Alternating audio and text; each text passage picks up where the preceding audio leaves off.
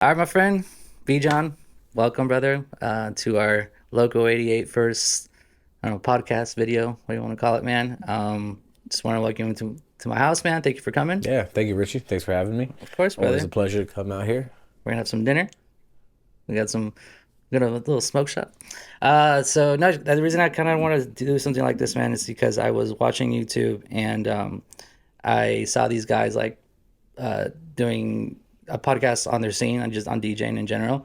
And for some reason, I was just listening to it for 10 minutes and just kind of came to the idea of like, why can't we do that and just hang out and talk about DJing, man? I mean, how long have you been DJing or like just in the scene in general?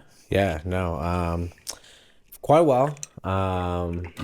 Started DJing in my late teens, probably like 18, 19. How'd you get into it, or like, what was the first Yeah, no. moment? So I had an old friend from Houston, Clint. Shout out to Clint. Hey, yo, Clint. Hey, yo, Clint. No, basically, he's a good buddy of mine. He had a very ghetto little DJ deck. I was already kind of like What did you DJ on first? Do you remember? I can't remember what they were. They were like little touch. It was like it was all touch censored. Like even the faders, it was Was a all ghetto touch? rig. It was all touch. Like play buttons, everything. Nothing had a physical button. It was all like a I remember what digital mine touch was. thing. And we had a hacked torrent version of Tractor, and that's what we Oh, used yeah. to DJ with. I started on virtual DJ. Virtual DJ. Like, that's the Shout OG. out, that's the OG right That's the there. OG. But yeah, so I was actually living with him. We worked together. He had a little DJ deck. We would throw house parties. He would also DJ his friends' house parties. What would y'all play back And then? huh? What would y'all play? So he was mainly into dubstep at that time. I was definitely bigger into like the Dutch house scene. Yeah, So like dude. DJ Chucky. Shout out to Shout out DJ DJ Chuck. Chucky, That Joe was the like shit, Joe bro. Fletcher, Will Sparks, Bass that jackers, bouncy Dutchy stuff. bass jackers, That was Barry Corson. Wait, that's what they say? yeah, Barry very cool. Corson. But even though I was already in the scene musically up to that point, never DJ'd, but I would see him DJ our house parties, and I got kind of interested, and so he kind of like showed me the ropes a little bit, and I started picking it up, and like next thing I knew, bought myself a little tractor controller, and the bedroom DJ saga commenced. Did you have a DJ name when you started, or? Yeah, so me and Clint actually started a DJ duo. Oh shit! We were called Skellstrom. Don't made no sense. Scalestro. We would Do you remember how wear. you got the name? I don't remember how we got the name, but we would wear like morph suit masks that had skulls on them, Yeah. and Wait, you had the mask? we had the masks. We literally went to like Halloween store and got like a full skeleton morph suit, and then Scalestorm. cut the head off so it would just be the face mask. So y'all had the same mask. We had the same mask. He got because he was a really short guy, so he's like he had the kid version, and I had the adult version, Yeah. and he just wore these masks. And So it was like daddy and baby, daddy and kid. yeah, that's School. basically what it looked like. Daddy. And so me and him had a little duo, but then I started doing some solo stuff after me and him kind of like separated. Were you in Houston? And in Houston, yeah, we're in Houston. And when I went solo, up until recently, so for a long time, I just used my old gamer tag as my DJ name, which was iHacks. So I used to be just like iHacks, IHAX. I remember that. I remember seeing that name on flyers. Yeah. iHacks. That was you. Okay. Yeah, so that was me. All right. Cool. I started on this little silver. I think I was like 18. I asked my dad if I bought me this DJ thing, and I think it was virtual DJ. It was some shitty little thing, but I had a friend of mine, Juan David. Shout out to my boy. He had this silver thing. I forgot what it's called, and well, it worked for him. So he DJ'd back in Colombia. And he Okay. said he DJ'd like some big ass clubs in Colombia. Nice. So he would like come over to our house and just kind of do a spinning thing. I bought the same one, of course, and yeah, I dove fucking straight in, man. I was in college and forget studying, forget anything. I was just like Yeah. hours, dude. In my bedroom at my parents' house, just like super loud, just DJing for hours, 3 4 hours, and it was mostly like Dutch house. I love Chucky. Yeah, I mean, I mean, what else? Dutch and Big Room. That's like what it was for Dutch and me. Big Room. Dutch and Big Room. What was Like that song? The biggest. It was like, man, I'm trying to remember that. What was a really big, like, big room house? Like Martin Garrix. Mark Garrett had a Like big when he did Animals and shit, like that was huge. But before before him, that. There's that one song. It was so I'm thinking of Tsunami, but it's a song that oh, DVBBS. DVBS. But there's a song that before that. I forgot. Yeah, I don't Yeah, no, know. there was a lot of. Oh, sorry, I have to fix my mic. Sorry, guys. There was a few. There was a few. What Like what? everyone kind of like transitioned into Big Room for a while Big Room. there. Do you remember the first song that got you into electronic music? Because I only listened to hip hop and um, hip hop. I was a big dancer back in my day. Did I ever tell you this Hell stuff? yeah. Okay, So me I, too. like salsa, merengue, all this stuff. Um, I so I listened to that on my own. Like iPod, I was listening to cumbias. I was listening to merengue, salsa. Um, but then, do you remember the first song that you got into? Like, I was like, oh shit, what is this? Yeah. So it's really interesting because when I do think about this, there was a moment where I was like, I didn't get into electronic music until after I started DJing. But when I really look back at it, even when I was like in middle school and stuff, I was really big into DDR, which they had electronic music. What's So DDR? Oh yeah, yeah. Dance Dance Revolution, and so I You were. yeah, I was a DDR kid. I was a DDR kid, dude. Where'd you go? Where'd you play DDR? Um, they don't exist very much anymore, but there was an arcade in my mall. Were you good? Oh yeah. I had a bunch of like Asian Filipino friends, and like we Of were, course you well, did. in California, the part of California that I grew up and lived in, Yeah. we just had a really big community of When those me and guys. my crew rolled in, Yeah, no, for real, every, dude. everyone's head On the started. weekends, we were rolling with quarters and just hog the DDR machine for hours.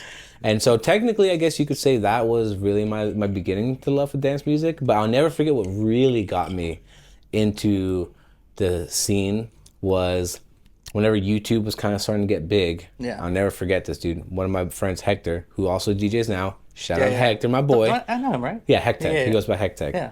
He and I were good friends in high school, and then he shared a video to me one day of basically it was choreographed shufflers doing a dance routine. And I didn't know what shuffling was at this time yet.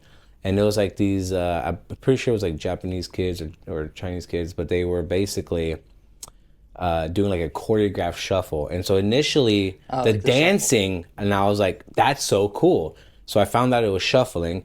And then I started doing like a little rabbit hole search on what shuffling was. And I noticed that all these shuffle videos had like the same type of music, which at that time was old Showtech hardstyle. Like, Okay. like Oh, old I know Showtech exactly what hardstyle. you're talking about. It's like that really like aggressive shuffling. Yeah, They yeah, had yeah. the baggy It jinkos was and like stuff. Melbourne shuffling, what it was Yeah. called back It then. was like it was the like the jinkos. Yeah, like the Jenko jeans. Jinkos. So like that kind of stuff, I was like, oh, I this is remember really watching cool. those. And then so the more videos I saw We of probably saw the same shuffling, video. I'm sure we did. I'm sure we did. Yeah. YouTube was such a baby back then, but it was the initial dancing of all these videos that caught my attention, and then noticing the trend of all the music that was being shuffled to, and I was like, damn, this music's actually pretty dope. And so I originally got into hardstyle because that's what everyone was shuffling to at that time period, at least from what I saw. And so How old were you? I was probably like 17, 17. 18-ish. Yeah. Yeah, so basically, shuffle videos got me into the music. Then I started diving deep into the music. And then, just like anybody who stays in the scene long enough, if you're passionate about the music, you instinctively dig deeper to find more music. So I started with hardstyle. Hardstyle was kind of cool. And then I kind of did like, what kind of music is this? Like Google and Wiki basically was telling me like, oh, this is EDM, dance music, whatever they were calling it. Yeah. Started doing a dive deep on that. And then I found Afrojack. Afrojack. Back in the day, Afrojack, like bang, like when he was making Duck? like Dutch bang Yeah. duck, bro, bangers. And then that is basically You're- what you're started the- everything. You're the only person I know that really followed that scene. Which I don't obviously we work together now, which is kind of funny. I don't know if it's serendipitous or like, or it's just like coincidence or or it's something. The reason we work together is because we have that somewhere the same. The first song that I remember being like, "Damn, this is dope." Riverside. Sidney Riverside, Sampson, bro. Sidney Sampson. Sidney I was in my Sampson. boys, little shitty Acura. We were gonna go to a paint party, and at that point, I kind of knew the scene a little bit.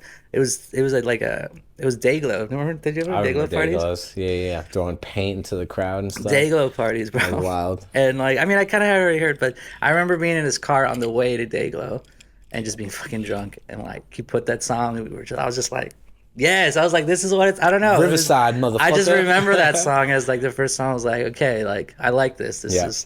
This is my thing. No, that's exactly how I felt about Afrojack and the whole bounce scene. Like it was something that, because at that point I was like so deep into hardstyle, which no disrespect to hardstyle, but that's a very just like aggressive kind of same sounding kick drum style, just very heavy and in your face. And then that Dutch stuff was like the first thing that had like bounce and groove and like I had the vocals bass too. lines and the vocals and just like the synths they were using Yeah. was just completely fresh compared to like what I was listening to Well, as it's because that hardstyle. art style. I mean, I don't fucking speaking out of my ass right now because I don't fucking listen to that scene. But hard style uses a lot of like trance, like synths, like old Yeah, school yeah. trance synths. So I think Dirty Dutch was like new. They were using like it was. I mean, if you hear it now, it's very simple sound design. But at the time, it was like holy shit. Oh yeah, yeah. Like you hear like an old like Afrojack song, you're like it's A lot of but just- yeah. everyone was doing it on their own. Everyone was using like a fucking pirated fucking Yeah. piece- Just torrenting Ableton or whatever they FL could. Studio. Yeah. So I guess I how did we meet, bro? Do you remember how we met? So ironically enough, we met through a mutual friend of ours, Diego. Diego Solis. Shout out Diego. Bro. Diego, you already know what it's about. Yeah. Okay, I wanted to see if you're gonna remember the yeah. So I remember because I want to say, because it was a San Antonio event that brought Austin DJs and San Antonio DJs kind of like to this one event. It was in Austin or was it in No, it was in San Antonio, do you remember 100%. what it was? I think it was like 888. Was it 800? I think it was 800 or 800. Yeah. Now I remember, okay. Yeah, and we went, and I'm never gonna forget it, dude. The people who set up that event, it was rough. Like the corner, the audio was bouncing. I remember having like when I took my headphones Oh, off. is it the first room that you come It was into? the first room. That room sucks, And so bro. like everything sounded off. I don't know. Point is, I refuse to play in that room. I've turned down gigs like, oh, we have the inside room. I'm like, no, I'm not. so yeah, I'm not that was an interesting event. But anyway, point is, Were they playing music in the inside room? yeah, they were playing music on the room where you just come in and on the other side as well. Yeah, don't And, even get like me two started sets. on San Antonio and their shit sound fucking events. Like, Yeah, no. But it was there, and so at this time, I kind of already transitioned into tech house, and so I was like really just like diving deep now into the concept of labels also. So like, don't know who's watching right now, but when you start diving really deep into the music, you start finding out that like labels kind of curate a certain sound, and so I was like really big into tech house, and I was really big into like what I called the American tech house scene, which were labels kind of like Dirty Bird, Box of Cats, like these very just like banger tech house tracks. And so I recognized these labels and their emblems and whatever. And I saw Diego with a Box of Cats shirt, and I was a huge fan of Box of Cats, and especially in my scene in Austin, all the locals. played just Dirty Bird at the time, probably, right? They didn't even know like labels yet. Like I would ask people, and they just knew tracks they liked. Most of them didn't even know like artists. Like I could bring up like, hey, do you know who like Nam is or something? And Yeah. they're like, no, I just like these tracks. And so no, seeing somebody with a label shirt, I was like, these guys know what's up. Yeah. And so I went to go talk to him, and They just we blew hit your- it off. They just blew your fucking mind. And it blew my mind because like at that time I was so young that like I was like, dang, this guy. And he's like, yeah, I'm signed to Box of Cats. And I was like, Oh, yeah, I feel like I just met Chris Lake or something. I was like, Yeah. you're signed to this label? let's clarify. At that point, he didn't know us, and he asked like, "How come you have the box of cats ready. He's like, oh, we just signed a song with a Exactly. box of cats. Yeah, That yeah. was our first And so that signing. was the entry. That was like the meeting point of me into Diego, and then Diego was part of a duo, Jack and Jax, which was you back in the day, Mm-hmm. and then he introduced me to you, and that's how we originally technically met. Because you both were there at that event. You guys were spinning that I night. wasn't there. You weren't there? No. So he like after that event, I'm talking to him and he's like, "Hey, Oh, that's right. I met someone who knows Box of Cats." I'm like, "Oh yeah." He's like, "Oh yeah." He was like, "Whoa, you're in Box of Cats." And yeah, we had just signed it That's too. what it And was. then Okay. Yeah, rhythm, something rhythm, right? no, I didn't go. I No, the name of the track you all got It signed. was called Something Rhymes and Rhythms. rhymes and Rhymes and rhythms. rhymes, rhymes and And rhythms. then when I went home, I checked my USB. I had the track. I bought Yeah, it. Like, I didn't know that. support. See, I didn't know that, Yeah, bro. no, I didn't know that. because he showed me the album art cover, and I was like, I bought that compilation album, and I went home, plugged my USB in, and I was like, dang, I literally felt like I met a celebrity that day. I'm not gonna lie. Little did I know. No, I'm just kidding. So then I'm in Austin. What was her name? Sydney? Sydney, yeah, she did What did she? baked up, the Baked up. baked up events. Baked up events. In, I think they're still doing stuff too. I think don't they do like sex stuff? It Like, was I don't know, or dude. what did I hear? I mean, I'm not burning anything. Was it like more like a It was basically, from what I remember, it was called baked up because their no, events. but like Oh, the new events they're doing now, isn't it like I heard it was like sexual, like I don't know, it was like oh, I don't know what it is no, now. I don't. I'm I'll be talking about honest. my fucking ass. My knowledge of the local scene has diminished. So But Sydney, yeah, she hit us up and she like we already done like one or two shows for her, but she hits me up for a South by event, and I'm like, yeah, cool. Diego couldn't make it, so I go drive my ass to Austin, and I'm excited, bro. And no shade to Sydney or having us out or everything, but there was like no one there. I'm playing on some like little fucking that's how like it is locals, you know. And you know how it is on I the mean locals, man. You know how it it is. is, it is. Unless you Local have life is somebody weird. in the local scene that like knows the owner of the club and the sound, like it's just gonna be a rinky dink event that we just kind of MacGyvered together. And I think I'm just like DJing, and you just came up to me. You were like, "Oh shit, blah blah blah." And at this point, I think you asked me. I'm like, Jack, and it's like, "Oh, I know your boy, blah blah blah." And Okay. I think that's how I got to know you. And then I think a little. Oh, I remember you sent me a track. You were like, at that point, you kind of already like delved into like production a little bit. Okay. Yeah. And Yeah. you were like, "Hi, I worked on this." Throw me, of course, throw my feedback or whatever. And then Was that Voodoo Room? it wasn't that cool. Okay. It was some shit bar off, not even on six. Scratch House? No, Not it was even? off the Where strip. was It was it? off the strip. I don't fucking remember. It was a small little fucking bar. At one, it was like, dude, the back Oh. speaker didn't work. It was just the No, front no, no, speaker. no, no, no. I know, dude. It was right next to the chicken place, the fried chicken Yeah, spot. yeah. It was Penny Lane. Penny fucking. Penny Lane. Not even a club. It was No, a bar. it was a bar. It was a bar with one PA, no sub. No sub. Yeah, yeah. The That's struggle. what it was. The fucking. We all go struggle. through the struggle. Yeah, just the struggle, man. And no, I remember you being really cool. Obviously, we like hooked up, met up. We fucked. And then no, but we hung out, and then you started B&E a little bit, like maybe less than a year after that. Yep. But yeah, at that point I was doing Jack and Jack. So you want to talk about B&E and like maybe just a little bit like from B&E to like what you're doing now, or like Yeah. Yeah, for sure. So as you know, I am also part of a duo, B&E. It's me and my friend Eric. So it really stands for B, John, and Eric, but you know, breakfast and eggs. bacon and eggs, breaking and entering, whatever the consumer wants to Did name y'all it. think about it? It's gonna sound like Bacon and breakfast, eggs? like, No, we didn't it think was about till it. afterwards. But on Halloween, we go all in. We dress up as eggs and bacon. You can see it on our Instagram. But no, so it was cool. I met Eric through the same kind of like baked up scratch house events that kind of met us. Scratch House. Scratch house. That was better than Penny Lane. Not the Scratch best House. venue. That first room is fucking. I don't know. I haven't been there in forever, but that first room sound was loud. It was loud. It was loud as It was fuck. loud. No one did any type of acoustic sounding on it. It was just fuck. loudness in your face. And especially if the room's not filled to dampen the sound, It was fucking loud. you better get earplugs. It was fucking loud. Yeah. But I will say one thing that Sydney does do is bring community together, which She was does. dope, which was really dope because that's where I met Eric, and I kind of just added him on Well, I mean, shit, Facebook. that's how I met you. Yeah, You know what I exactly. mean? Bringing people together. But essentially, I added Eric on Facebook, and we didn't really like hit it off immediately. But basically, one day I was trying to like record my own vocals for a track I was working on at the time, and so I posted on Facebook like, "Hey, anyone have mic equipment?" And he was just the first guy to reply. And he's like, "Yeah, I have a studio in my house." He's like, "Come on over." And I was Yeah, like, you were the "Oh, first. dang." You always messing around with vocals. I got inspired of doing my own vocals because of you guys. Yeah, thank you, man. Appreciate that. I didn't know.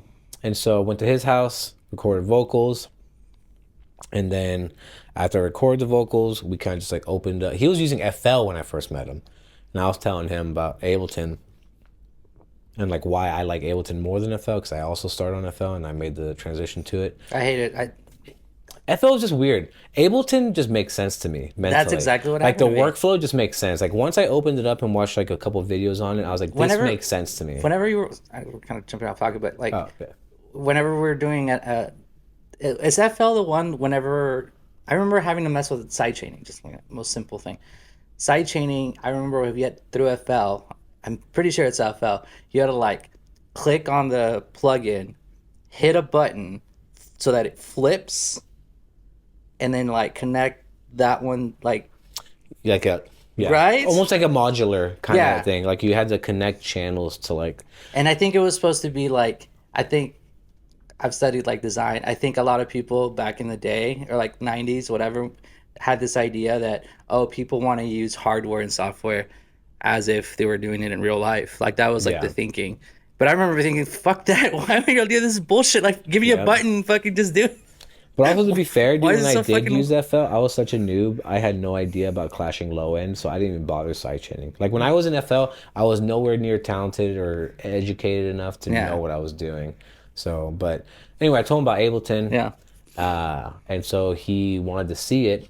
So we scheduled another day where I came over with my laptop and I kind of like showed him Ableton, and like we were just like fucking around, and we ended up like making a track together that day, which we still have on our SoundCloud on private, but it was like a You terrible. still have it? We still have it. No Like just to, way. we have everything on our private, so like everything we've ever made, unfinished projects, it's all still It's there, still there. still there. Because I like to I've just deleted it. oh no, I like to go back because we have the unlimited, so we have unlimited uploads. So like, I just go back from time to time just to be like, you've come a long way, bud. But like I mean, yeah. the first track I made with I've him deleted all the shit. was a terrible 808 bootleg of the Whisper song by the Yin Yang Twins. I heard that song. Yeah, that was the You guys first track heard we ever that? made. You were super excited about that I song. was so excited, dude. It's trash. You were so excited. It's You're like, bro, trash. this one, this. You got. I mean, I don't think it was bad. I mean, it was just. No, I mean to compare it to I mean, today, it was yeah. bad. But at the time, I mean, I sucked too, so it doesn't fucking matter. Back together. We made and we did a couple other tracks together, and for those first three tracks, we did it as like collabs. So it was like iHacks, and he went by Sosla back then. So it was Sosla, like yeah. iHacks and Sosla. I remember seeing these names on flyers. Yeah, we were deep in the local scene at that point. You know, we were really Yeah. deep. We were supporting every event. We were out there every night, basically. When was the And last so time? after, When was the last time you were in a local event? been a while. Because here's the thing, right? This is a I little. want to, but I know, but here's the thing. it's So hard, man. this is a little off track, and anybody who's watching is an aspiring producer. This is just the reality of the situation: is you have to make sacrifices, and if you're out every night supporting, those are hours you could be spending making music. And if you're trying to make it, you have to make music. So it's like I think I agree with you, but depending on your schedule. Depending on your schedule. I think it depends on what you want to do. Supporting your scene is really important, okay?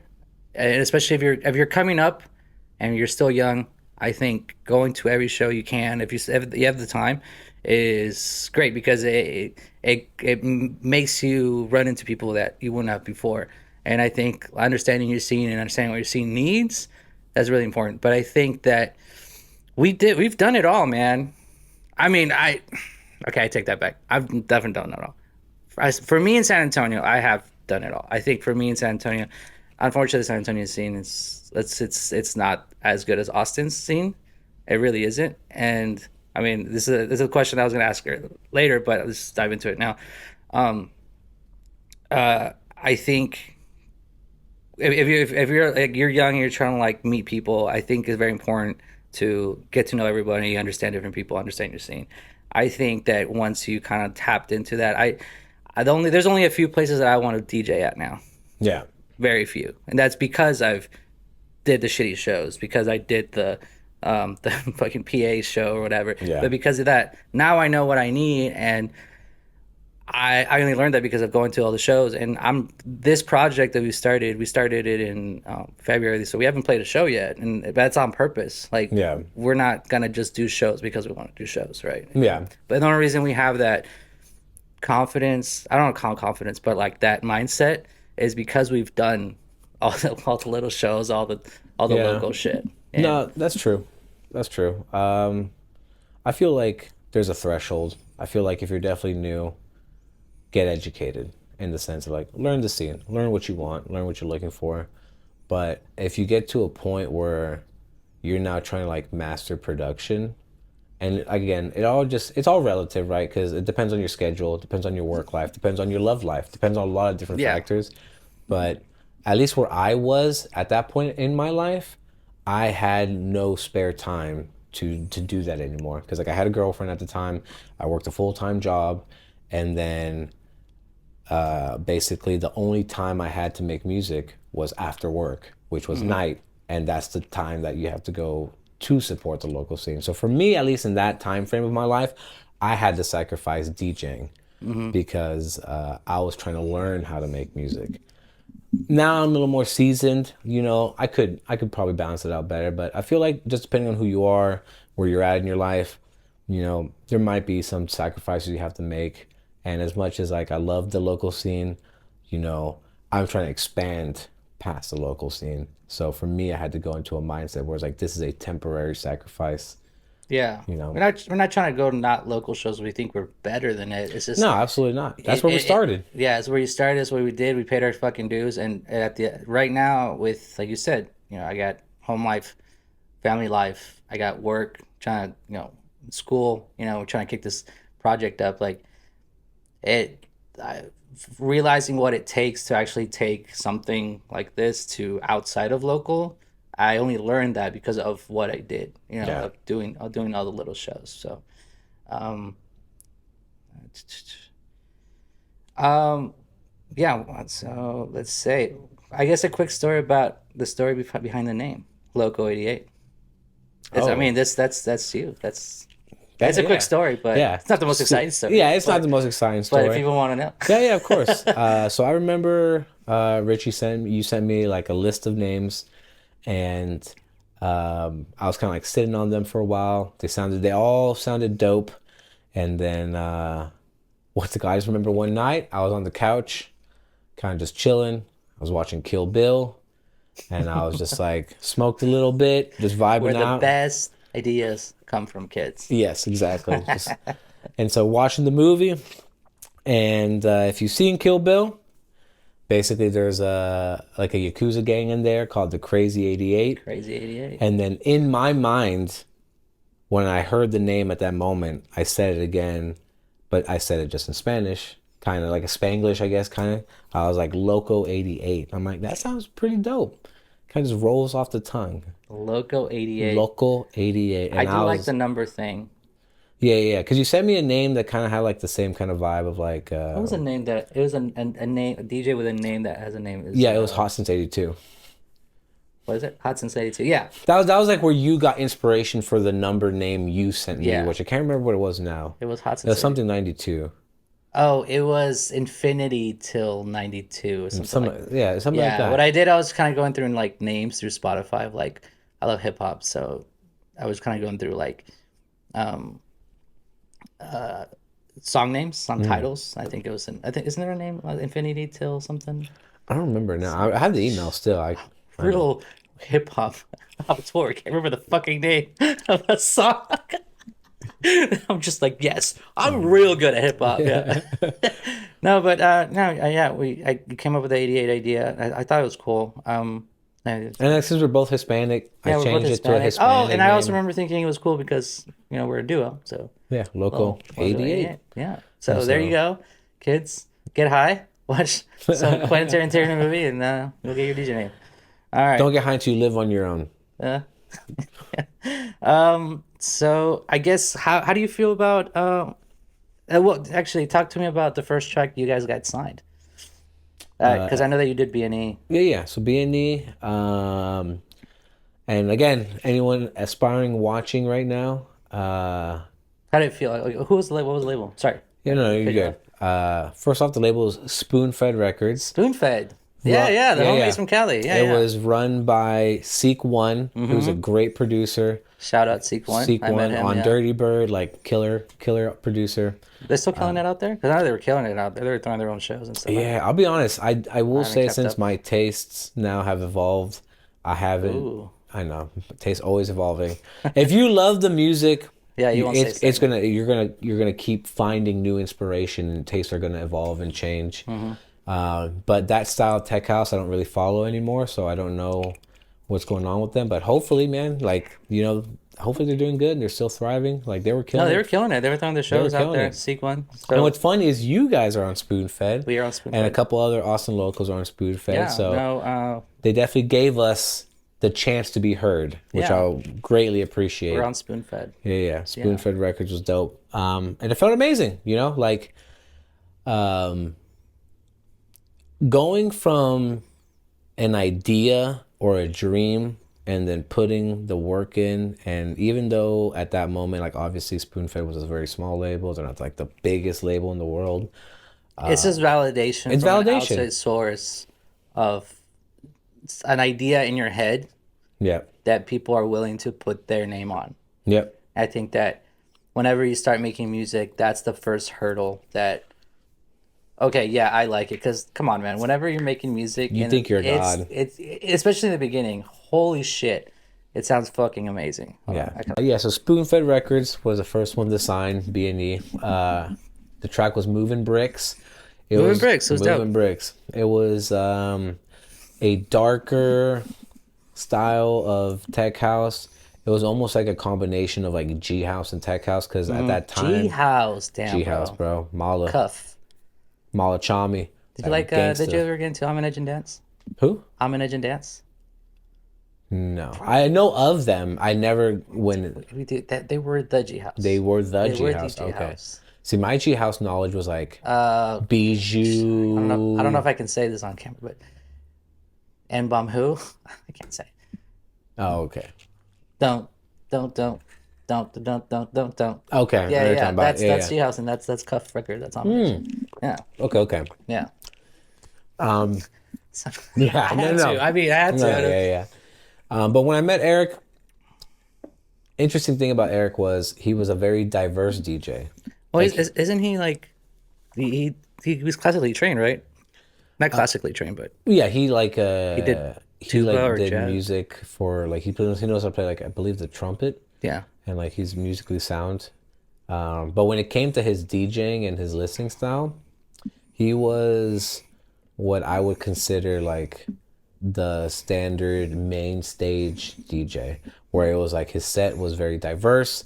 He would play like trap, hardstyle, tech house. It was just like a flow of stuff, and he did it well, And then when like we started collaborating, I was like 1,000% all in on tech house, and so when we made Moving Bricks, he definitely had like a dark G house vibe to him, and I also added like the tech house flavor. So it was like a really dark themed, bouncy. No, it was a cool track. I It remember was dope. thinking like, It wasn't like groundbreaking, but like it was a chugger. It was a nice bouncy deep track to get yeah, the party going. No, you guys, honestly, man, you guys came in hot.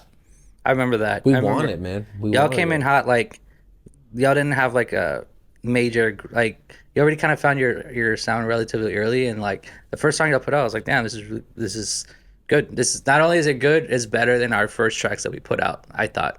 I remember thinking that too. Because our first track that we put out was with Box of Cats, and that was our first.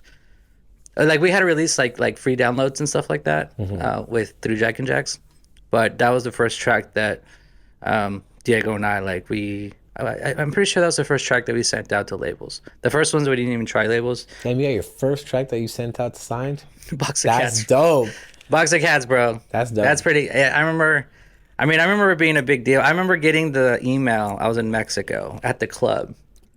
It was like new because we got the email um, Oh, he told me this. yeah, we got the email like on during like Thanksgiving, December break, Yeah, yeah. and I was like hanging out with my cousins and like visiting family, and I get this email like, oh, by the way, your first track is Box of Cats, and I was like, fucking Oh, bottles.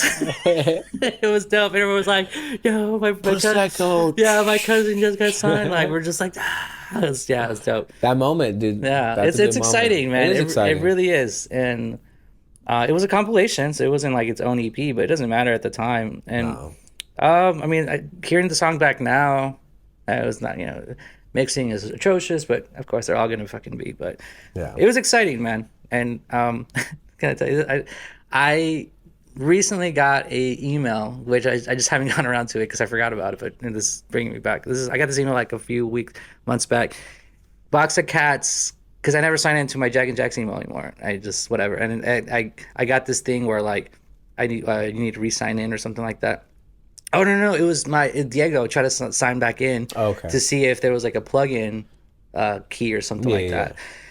So I had to like log in from my phone, and then I looked into it, and there's an email from Box of Cats. They're like, hey, we're trying to pay you from that track. We have Oh, $75 in the damn. bank. So Diego, I owe you $33 and 33.50. cents. Yeah, it's like Oh my God. $70 or something like that. That's dope. It was All like, right. hey guys, sit in the bank. That's chilling. It's just chilling. Dinner for We one. didn't pay you guys. Dude. Yeah, so I was like, oh, I'll do it later. I just totally forgot about it. But Damn. yeah, That's a dope first one. honey, we paid 70.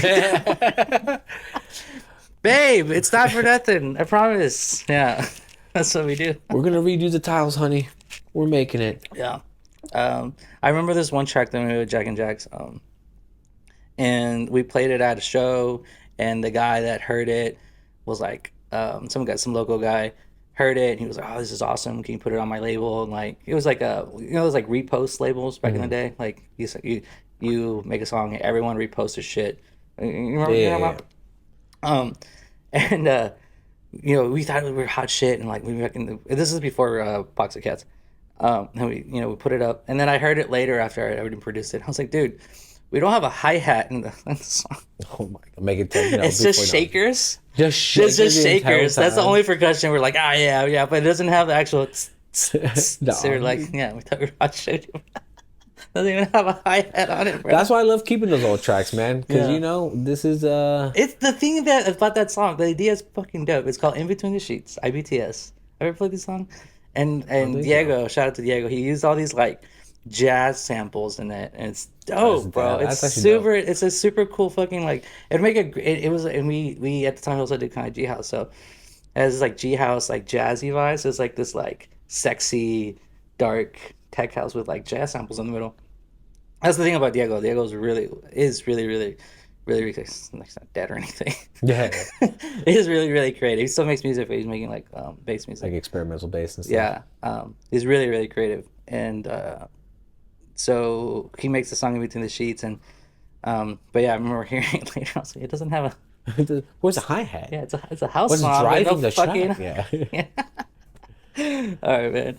So we kind of talked about that. So we're two DJs that live in two different cities. So you live in Austin, I live in San Antonio, Texas. Um, what are what are some what's that like for you? Like working like because I think that's different. I don't know anybody. Do you know like dudes that live in different cities? I mean, I don't know if that's At the top of my head, I don't take this with a grain of salt. I am big fans of Walker and Royce, and I believe they live in different cities. If I remember correctly, I think they met and knew each other and lived in the same city for a while, but I think currently they live in separate cities. But besides that, I don't really know much well, duos. I mean, I guess this is a good time to tell why this project even started. I had already finished Jack and Jack's, and I got to a point where I just, life, just call it life. I was like, hey, I'm focusing on this. I can't do music anymore. And I had these songs out, like I already finished, and I already had put out like EP, like Hmm. my final EP, but I had these songs in the private folder, like already mastered and everything. And what did I ask? We met at we saw each other at Seismic. I asked you something like, "What if we put these songs out?" What did I ask you? Something like, I'm trying to remember. What I asked you something like, "What if we put these songs out like my final thing with your name on it or something like that?" No. I I don't remember exactly what it was, but it was somewhere along the lines of just like you kind of like at Seismic, you brought up the idea because I know afterwards we had like an actual sit down and really talked about it. But like you brought up I brought up something. like, hey, I'm going this way. And I think at this point too, like I also started making my own solo stuff, I think that's what it which was. Oh which they yeah, were both kind of like aligning in the aligning same kind of something. like more groovier. I think Like, I asked you if you want to put your name on it, and that would be like my final thing because it kind of fit your vibe. hmm, I think that was the so basically what happened is 2020 hit, and so Jack and Jax and me and Diego were riding high. We were doing some of our biggest shows ever. We had just signed to like Rossum Records, was like this massive big like deep house label, and then like boom, COVID fucking hit and everything shuts down and like yeah, I think everybody went through like their own like okay, what are we doing, right? yeah, Like, yeah, what's and happening? I kind of focused on like work, which at the time was poker. um and, I was just making money on poker, and I said this earlier to you that like I'm the type of person that once I like I focus on something, I can only focus on something like on one or two things, and poker is very much like Yeah, if I'm all gonna do in. it as a living, I have to like Literally all in. all in, yeah. So I was like, man, so I can't do it. And then life happened where so like a few years went by. And for me, I do the music thing. I love making music, but I do the music thing to perform. I don't do it just to like play, just to I put music out. Yeah, There's people yeah, out there yeah. that don't give a fuck about No, that. no. They're like I'm putting with you music out. 100% on that one. Right. So for music, for me is I love playing. I love DJing. I've I been love DJing since I was DJing. 18 years old. I did clubs in San Antonio. I love the fucking. That's why the only reason I got into production So you could DJ. so I could DJ what I wanted, and not be told what to DJ. Right. So Yeah. that's the only reason I even got into production in the first place. Not because I Same. wanted to make music. Literally same. So that came around, and after a few years of like no scene happening anywhere, I was just like, well, there's no scene, there's no shows. Why the fuck am I making music? It felt very pointless for me, honestly, Yeah, to yeah. like make music. But I was thinking very fucking small. Like, why the fuck am I even thinking about just doing shows in locally when I should have been making music to like play festivals and shit like that, Yeah. But I'm thinking at the time I'm thinking very small, and so I think I try to restart the Dragon Jacks project, but then life happened, whatever, and I was just like, you know what, I need to focus on work, on school, and like I think I even told you I was like opening up a bar at the time, Yeah. right? So yeah, so I was like, hey, I'm gonna be opening up a bar soon, and like I can't, I just this is not something I can do anymore. I was like two or three tracks, already mixed and mastered. What if you put like your name, put it out together, and it kind of sounds like you anyways, so that'll be like last hurrah. You can help me promote it. That's it, right? And we're cool. And then, um, I mean, honestly, I talked to my girlfriend about it at the time, and she was like, I told her I was like, well, what if me instead of just doing one little last EP together, why don't we actually make a project together? And I was like, I told her I was like, well, I can produce, he can produce, so it's not like a one person team here, and we can share the load, and it won't be as time consuming. I can do something, and I my girlfriend knew how much I missed music, and she knew how much I was giving up to just saying no, like okay, just that's your final project. She knew that I was giving up something, and and she told me no, like she knew that wasn't gonna make me happy, so she said, Yeah. well, no, what if, yeah. So when I told her, like, what if we do this? She's like, yeah, I do it. So, I called you up and I said, hey, man, like, do you want to have a dinner? Like, when I want to explain to you the situation, like what it would look like. Because it is kind of weird to be in different cities, Yeah. right? I mean, to be working like that. I mean, I explained to you the kind of like how the breakdown would work, and I was like all nervous. I even called Diego, my Yeah. old production buddy. I was like, "Hey, I'm meeting with, I'm Yeah. going on a date," and he's like, "No, I'm excited for you guys. I think it would." I also remember the reason I think it would work is because we went to Seismic that one year, and we like had a blast like the after party. And we were like, and we played the songs that were unreleased on the car. Oh yeah. You're like, dude.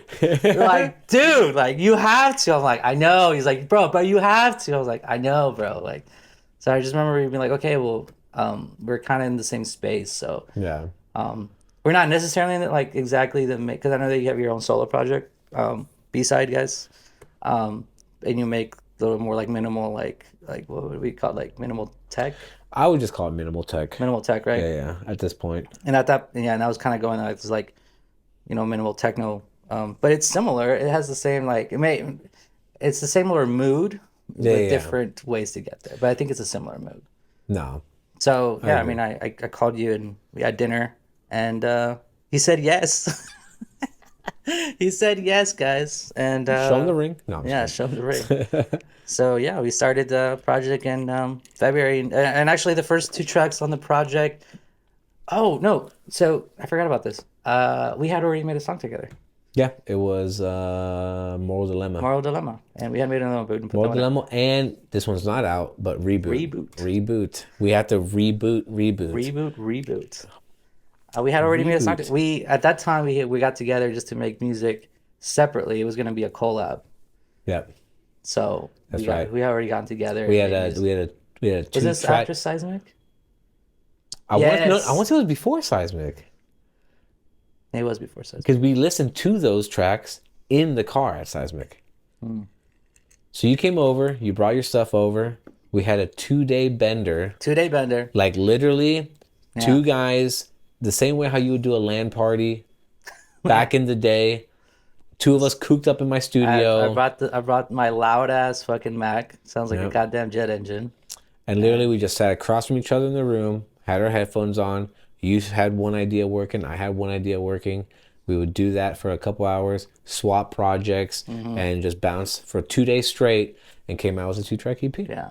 2 track EP, and yeah. And then after that weekend, since we do live in separate cities, you went home, you kind of like touched everything up. And then at Seismic, you were like, bro, check these out now. And I was like, Yeah. these I are also sick. showed you the.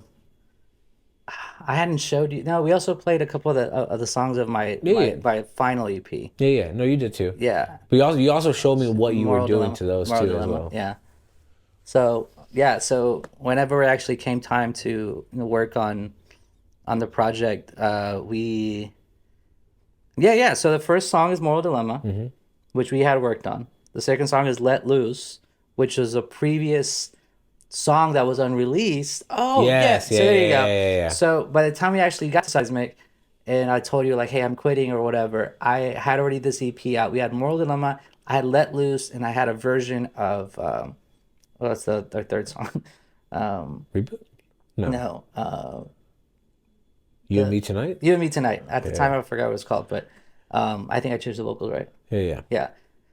No. I think it was The vocal was the same. It was just called something it was else. called something else. Yeah, the vocals were the same. So I had those two tracks, and you're like, dude, like you have. Oh, I remember. I was gonna drop you off. We went to Seismic together, and I went to go drop you off on the last day of Seismic. I didn't have tickets for the last day of Seismic. I didn't have tickets. I was only had Okay. tickets for the first day. I went to go drop you off because you were gonna go work at Seismic, and then I was like, by the way, bro, I've been working on this last track, and you were like, Oh, what is this? You were like, and then you're all hyped from the car. You were like, bro, what the fuck? And I was like, Seismic, let me in. And you're like, I can take you. You're like, I can bring you in, bro. I was like, yeah, well, fucking let's. Let's And then we fucking hung out. go.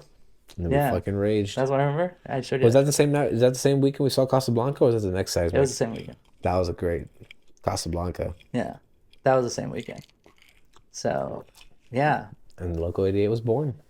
And then so we worked on Moral Dilemma. So whenever we talked about launching Loco 88, I was like, well, we already have Moral Dilemma. That's our first track together, and then Let Loose like fits the vibe.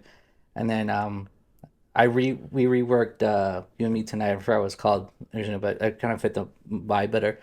But I think this we're coming up to, this is 11, 10 months since we worked together. I think that these first 10 months have really been us like making content, working how things work out between us. We have what, like 6 songs now, 6 or 7, I think so. 3, 2. We have 7 songs. Well, we have 4 songs done, Yeah, yeah, yeah. and we're working on 3 more. Yeah. So, I guess to kind of like finish today's session off, I just talk about what we're working on, and what's next. So, yeah. So we just released Moral Dilemma. No, Jesus. We just released Into Nothingness. Into Nothingness. No, uh, When did that come out? no, That did come out, right? No? no, not yet. Oh. We just did. God damn it! What the fuck is this song called? And Oh my God, the worst. How no. do we not know our fucking discography? We make music to DJ. Yeah. Let's just We remind have you. so many songs, we can't fucking remember. It might be like the third fucking Endless margarita. Travelers? Yes, Endless Travelers. Yeah, of course. That's the fucking song. Is that it? Something Travelers? It was something Eternal Travelers. Travelers. Eternal Travelers. Eternal. All right, so whatever, cut it out. But so we just released Eternal Travelers a couple of weeks ago. It's our first label release, the Trippy Code. So every song that we made before this, it was either like we had worked. I mean, Moral Dilemma was before we even started Loco. So was Let Loose and You and Me Tonight. Even though it was made, it was started before Loco, but Yeah. finished like reworked during the Loco. So this is Eternal was actually our first track that we worked together. Do you remember what was that like for you? Like working this new space, like because you come from a minimal tech like Yeah, sound. no, of What was course. different, or what was it? So working with you has definitely been it's been interesting in the sense that I feel like we're both bringing something of our individual selves to the table and kind of like creating something that meets both. And I know you personally have been going, huh? Oh, my bad. You've been going all in on like creating melodies, and that's something that normally I never really focus on. Yeah. Um, Well, I so mean, either. I mean, minimal tech and tech house is very like one yeah, yeah, note-ish. yeah. It's No, been experienced. exactly. But what's it called? I know you've been kind of like learning that kind of stuff and bringing those elements to what we've been doing, and it's been refreshing. It's different.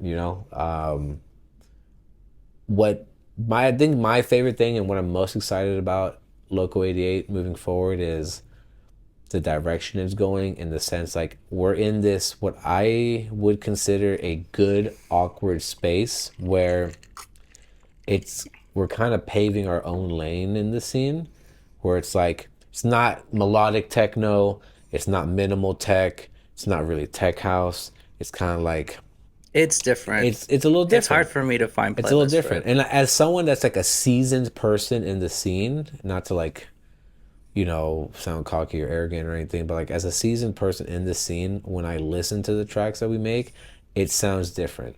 And maybe to some people that may not be appealing, but as someone that's been in this scene, I'm looking for that. Yeah. Like, I know I say I don't even support locals that much. I don't even go out to most shows anymore, because even now, the current like wave of artists that are being brought, I've kind of like heard everything. Yeah. And That's so, true. like, I go to, it's almost, here's the thing, right? For me personally, to be a fan of music, I want to hear fresh stuff. If I go to an event and I'm just hearing what everyone's playing, I go into a critique mindset the instead worst. of a I fucking fan hate it. mindset. Because the thing is, now it's like, okay, it's the same tracks. I can't go to tech house shows anymore, bro. I, I can't, bro. I can, It's hard. depending It's hard on for the me. artist, I I'm not shitting can. on tech house. I No, grew no. up on tech house, but I just can't do it anymore. Depending on the artist, I can. Depending on the artist. It has to be a very specific type of artist. Like, I don't know, perfect example, like if Josh Butler came to town, I would be there. Like, Yeah. I I guess yeah. there's a select hand few, but for the most part, like I You've said, heard it all. we've heard it all. Yeah. And so when you're finishing up an idea and like you're sending it to me and I'm listening to it, it's fresh, and that's what I'm really excited for Loco 88. Is like I feel like it's a double-edged blade because obviously, you know, we don't have a lane yet, but We don't we're have, honing in on it. yeah. I've, whenever we've put out music, or even the songs that we have done now, like, I think they do sound different than than what's like other artists. Like my big inspiration, not so much in the like my biggest inspiration is Boris Brejcha right now. He was the one who also kickstarted like after COVID ended, like not ended, but got me like, oh, I don't want to do music anymore. Not that I want to do music anymore, but I remember there was like a little bit in time I was like, dude, I'm making like tech house songs, and it was like, ugh, like I've made this so many times. It was just not fresh. I wasn't excited about it at all. Boris Becher was the first one like that I heard. I was like, holy shit, like this is yes, like not necessarily that I love all his songs in that way, but like just the style, like the way Yeah, he creates melodies and the way he adds melody to things and the way it's uh, musical, but also like driven, like that that space. I loved it. So I was like, what if I could be able to turn what he does into a more like dancey, techy vibe? You know, I come from a tech house. I was like, I ended up really loving like really drummy tech house too. Um, so when it came down to like making Eternal Travelers, that's kind of like where it came down to. Where I think I started with the bass line there. Very like think about minimal techno and everything is like this very like simple bass lines really. yeah, This is like one or sometimes just like an offbeat ones or just like a 16th note bass line. So instead of creating these like really intricate like melodical like bass line, which is you can find in tech house, having this like really simple backbone and be able to create on top of that was really exciting.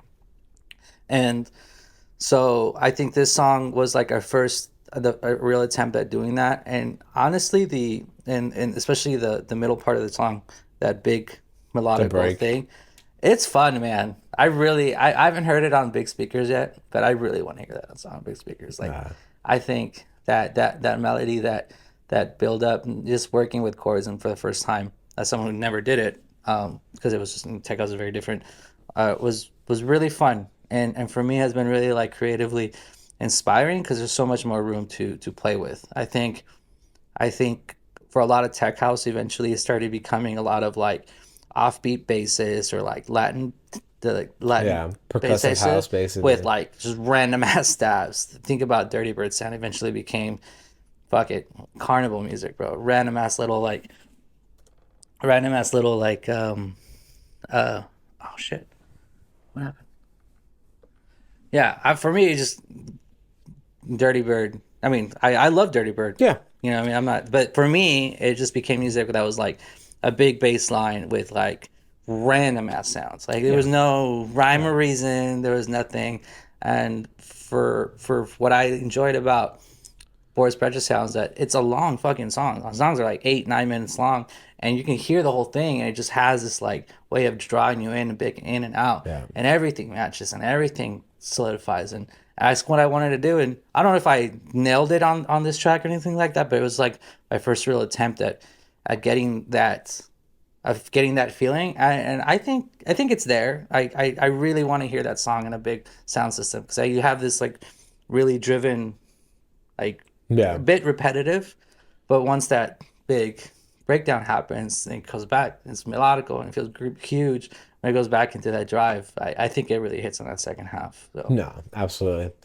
I will say, I don't think personally maybe Loco 88 won't be for everyone, but the people that are into Loco 88 are going to appreciate what we're doing, and they're going to feel the same way. Because the tracks we make are journeys.